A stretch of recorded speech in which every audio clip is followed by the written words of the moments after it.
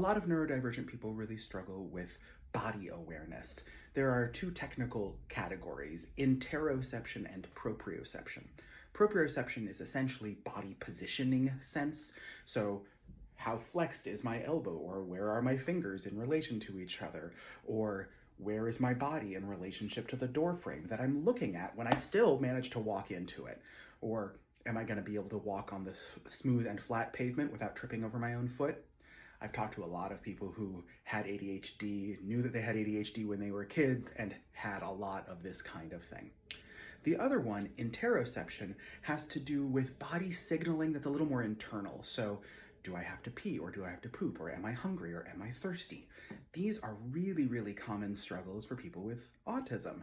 And of course, a lot of people have some mixture of the two. Also, people who aren't neurodivergent struggle with some of these sometimes too. So some of the problems that having poor body awareness of this sort, I've already named, I've already identified: banging into stuff, tripping on things, not knowing when you have to go to the bathroom or when it's time to eat or drink.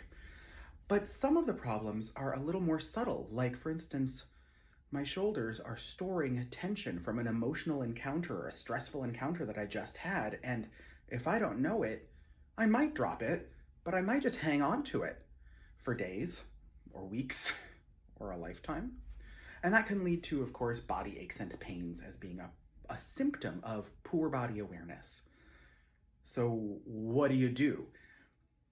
On the one hand, people who are neurodivergent may, for their whole lives, struggle to some extent with body awareness and body cues.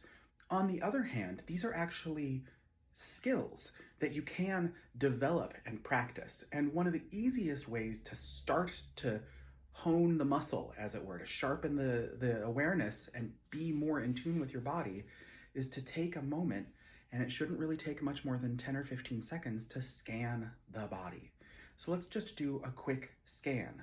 Notes in advance. We're not trying to fix anything, and we're not looking for problems. So if you notice, oh, this shoulder's really tight, wait to start working it out. For right now, we're just collecting information. And so let's start with just the feet. If you're sitting or standing, notice your feet. Are they on the ground? What do they feel like? Is there sensation coming from them? And then up the legs into the calves and shins. Just, is there sensation? You may not be able to identify anything in particular yet. That's fine. Into the knees, the thighs, the hips, the glutes, the pelvis, the belly, both the muscles and the gut. All of the muscles of the chest, the arms, the hands, the head. What did you notice? Let that be enough to start. Follow for more.